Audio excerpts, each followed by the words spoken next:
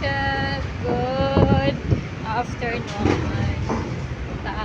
Tapos na kami kanina. Nag-attend ng church mass. Yan.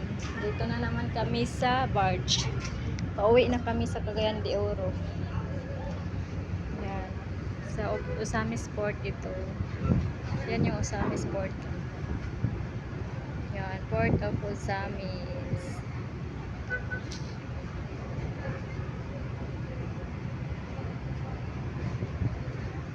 Okay, ito yung view ng Usamis. Yan, tingnan niyo mga friendship ko.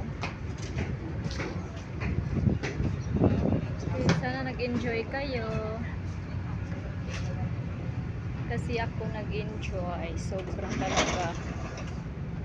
Kaya pinakita ko sa inyo kung gaano ako nag-enjoy dito sa travel na ito.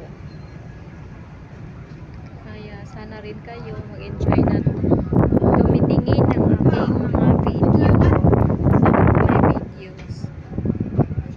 Please watch.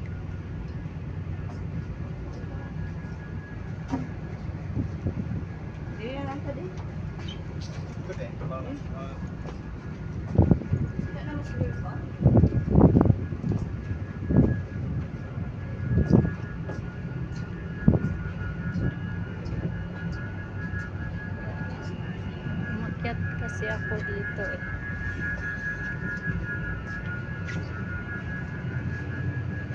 Ayan, pababa. CR pala yun.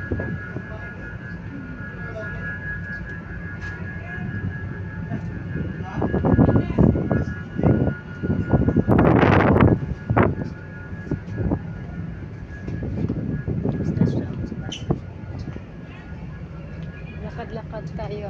Somewhere out here. Somewhere out there man yan. Slide. Dyan siguro. Oh.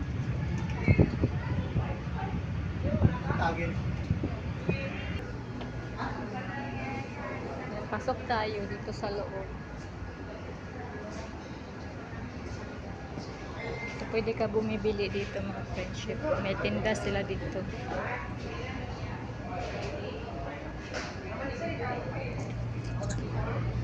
Yan. Yan dyan sa baba yan. Doon sila ni Ma'am Ria o si Pastor Ray sa baba. Sa sasakyan. Hindi na sila umakyat dito eh. Ako lang umakyat kasi yan. Gusto ko makita yung buong Ozames. Ito yung pantalan nila.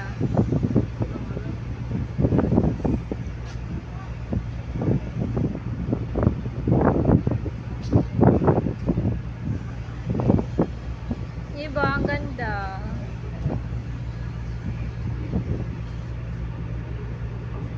Bihira lang ito na mayroon kang pagkakataon na makatravel ng ganito talaga. Talagang bihira lang ito. Kaya lubos-lubusan ko na kumukuha ng mga ibang views na makikita ko dito.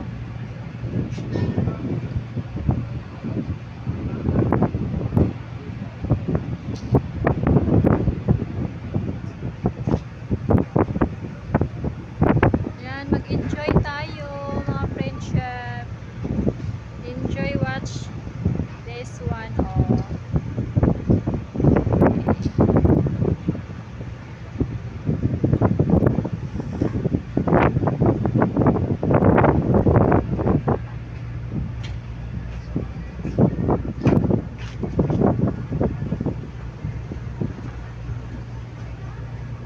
Yan lang.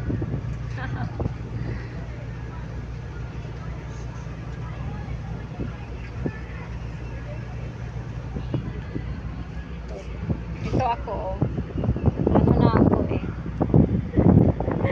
Mahangin ba sa labas yung mukha ko? Yan, tingnan nyo na lang.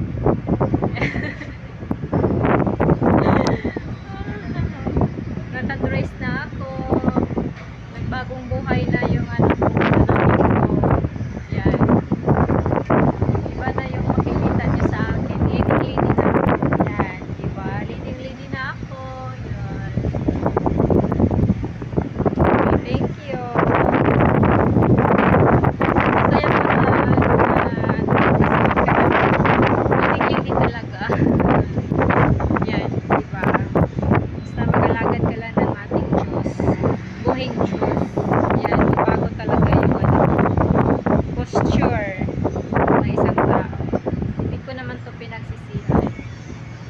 masaya ako kasi sa buong buhay ko na nadama ko na nandito ang Panginoon sa buhay ko, sa sarili ko. Thank you, Lord. Thank you. Thank you so much, Lord. Yan. Dito ka lagi sa buhay ko. Salamat. Thank you talaga.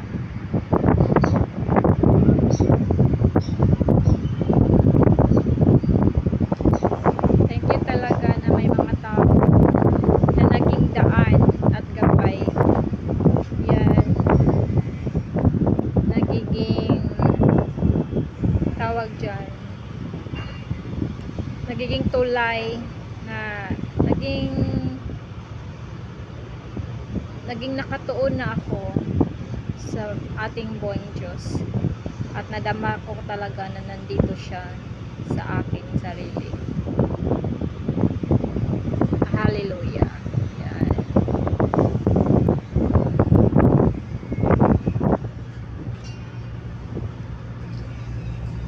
Balik tayo sa loob. Recording kasi to.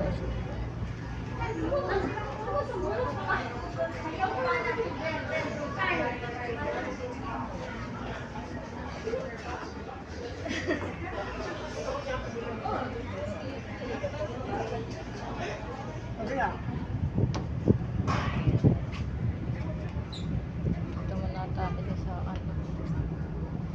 Ayan.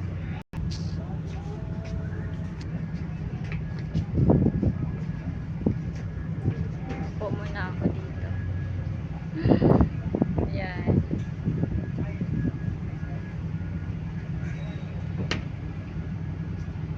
Nagpahangin muna ako.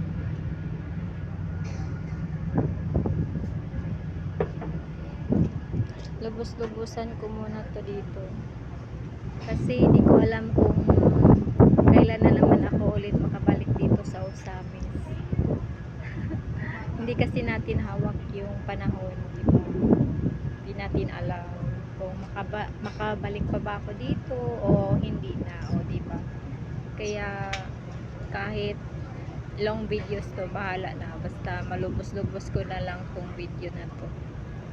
Yan, kasi parang masasabi no, paalam na Osamis, parang ganun ba? Paalam na Osamis, kasi hindi mo alam hindi mo alam kung makabalik ka pa dito, di ba? Kagaya na nangyari doon sa Surigao, di ba? Naging 10 months ako sa Surigao. Yan, umuwi na ako sa amin at nandito ako sa bagong trabaho ko, bagong panimula sa buhay ko. Yan, kaya naging paalam Surigao ako. Kasi yan, hindi ko rin naman alam na makabalik pa ako doon. Pero syempre, na-miss ko naman yung mga kasama ko doon sa Surigao. Sila ni Mana, syempre na-miss ko sila kasi ang bait naman din nila ni Mana. Sila Maricel, yan, Gisa, sila ni Evangeline, sila Melvin, asawa ni Maricel. Yan. Yun. Silang lahat doon, syempre. Si Rejoice. Yan. Silang lahat na-miss ko. Si Dasil, yan, si Icy, si Tiwayet. Yan, syempre silang lahat. Basta silang lahat, di ko na lang banggitin lahat. Basta na-miss ko sila. Mabait kasi naman din sila sa akin. Pero ang nangyari lang umalis ako doon kasi syempre di ba, mas priority mo talaga yung pamilya mo, na magiging malapit ka sa pamilya mo. Kasi syempre malayo ka sa pamilya mo doon, malayo ka doon, ilang travel yun, ilang hours yun na mag-travel ka, 5 to 6 hours. Kaya hindi madali na basta-basta ka lang umuwi sa inyo at makikita mo at tingnan mo yung pamilya mo, diba? Kaya yun, mas pinili ko dito na bagong work kasi malapit na ako sa amin. Kung gusto ko umuwi bukas at babalik din bukas, pwede yun mangyari kasi malapit lang, isang oras lang biyahe yun. from Hingoog to Malibud. Oh, so kaya nandito ako sa bagong trabaho na ito. At naging nagustuhan ko rin naman na sa pangalawang trabaho ko, kasi mabait din naman sila ni Ma'am Rhea din at si Pastor Ray. Yan, mabait din naman sila sa akin at tinatrato din naman nila ako na pamilya din. Yan, at syempre may panibagong panimula sa buhay ko na napansin ko at yan, naobserbahan ko. Yan, naging ano na yun, na change na yung pananamit ko. Yun yung number 1. Iba talaga, iba ito. Yan, basta hindi ko na lang muna i-explain lahat. Basta ang short na sasabihin ko is nabago yung pananamit ko. Yun, hindi ugali ko kasi bakit naman baguhin ko yung ugali ko, mabait na ako ito, basta yun ang totoo. Pananamit ko yung una-una na nabago sa akin. Yan, nakikita nyo naman siguro sa iba kong mga videos, iba na yung mga suot ko. At yan, basta napapansin nyo siguro. Thank you sa inyong lahat, sa mga viewers ko. Thank you talaga na lagi kayong nagsubaybay sa akin. Hindi niyo ako nakalimutan. At sa mga fans ko, pasensya na kayo na hindi na ako naka-engage sa inyo. Kasi yun pero pag may time ako, syempre mag-i-engage ako. Pero pag wala talagang time, pasensya na talaga. Hindi na talaga ako araw-araw na maka-Facebook. Yun, iba na yung priority ko kasi. Yan, sana maintindihan nyo. Pero nagpo-post pa rin ako. Yan, post lang, upload, yun lang. Yun lang nangyari. Wala nang views. Pero basta pag may time ako, gagawin ko pa rin yung engage sa inyo. Kasi kayo yung number 1 ng mga fans ko. Yan. That's all. Thank you talaga. God bless us. Hallelujah. God bless us. Ang Ginoo nagauban sa ato kanunay.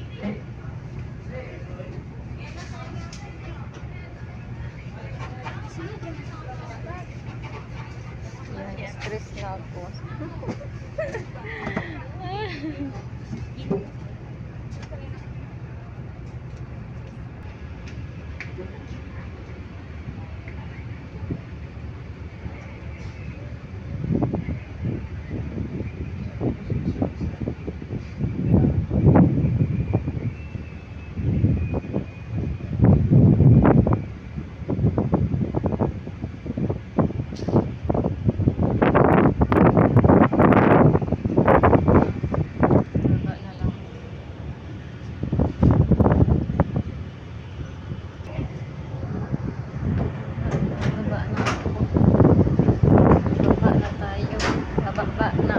Balik na ako sa sakyan. Doon na ako sa sakyan. Marami din silang passengers. So, nakalinya yung mga sasakyan dito. Saan baka? Yan, thank you. Totoo. Oh my God, nasaan ba kami? Yan na pala, Suzuki at Malacanang. Okay, that's all. Bye.